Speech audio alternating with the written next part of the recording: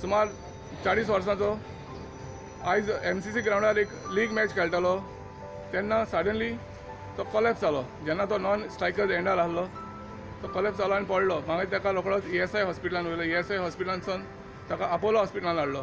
पूण एक दुखीची खबर, तो आतां आमचे मदीं ना, तो सोंपलो. प्रुडंट मिडिया खातीर मडगांवच्यान सावी डायस.